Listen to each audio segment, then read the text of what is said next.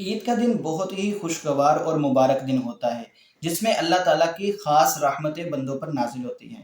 لیکن عید والے دن بھی کچھ ناخوشگوار چیزیں سامنے دیکھنے کو ملتی ہیں، جس طرح کہ بہت ساری بیٹیوں کو پوچھا جاتا ہے کہ تمہارے گھر والوں نے تمہیں کتنی عیدی بھیجی، تمہارے ماں باپ نے تمہیں کتنی عیدی بھیجی، تمہارے بھائیوں نے تمہیں کتنی عیدی بھیجی۔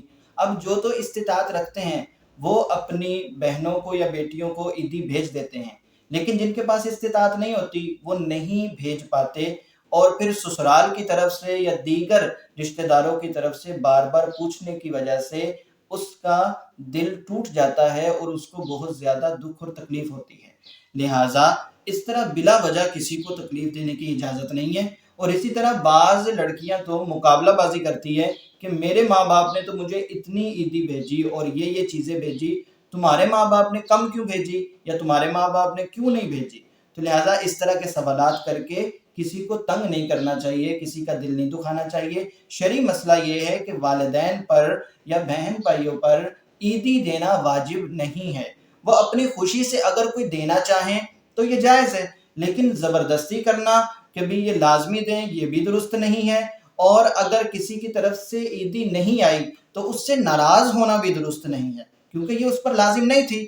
اگر وہ دے دیتا تو ٹھیک تھا، وہ اپنی خوشی سے جو کچھ مرضی دے سکتا ہے، لیکن اگر وہ عیدی نہیں دے سکا تو کسی سے ناراض ہونے کی بھی اجازت نہیں ہوتی۔ تو لہٰذا اپنے گھر کے ماحول کو خراب نہیں کرنا چاہیے، بلا وجہ کسی کی بیٹی بہن کو تنگ نہیں کرنا چاہیے، کسی کو ستانا نہیں چاہیے، کسی کو احساس کمتری کا شکار نہیں بنانا چاہیے، اور اس کو اپنے والدین یا بہن بھائیوں کے خلاف نہیں ابھارنا چاہیے کہ بھی تمہارے والدین تو ایسے ہیں، تمہارا خیال نہیں رکھتے اور تم سے محبت نہیں کرتے، تمہارے بہن بھائی تم سے محبت نہیں کرتے۔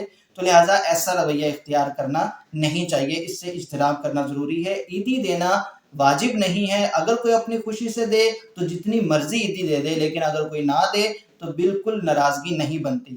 اسی طرح بہن بھائیوں کے بچوں کو عیدی دینا، وہ بھی دینا کوئی فرض نہیں ہے، واجب نہیں ہے۔ اگر کوئی دے اپنی خوشی سے تو ٹھیک ہے، لیکن اگر کوئی نہ دے تو وہاں بھی ناراضگی نہیں بنتی شرعی طور پر۔ لہٰذا اگر ہم شریعت پر عمل کریں گے تو بہت سارے دکھ ہمارے ویسے ہی ختم ہو جائیں گے۔ ہمارے اکثر دکھوں کی وجہ صرف شریعت پر نہ چلنا ہے۔ اگر ہم شریعت کے مطابق زندگی گزاریں تو ہمارے بہت سارے دکھ ویسے ہی کم ہو جائیں گے۔ دعا ہے کہ اللہ رب العزت ہمیں شریعت کو سمجھنے اور عمل کرنے کی توفیق عطا فرمائے۔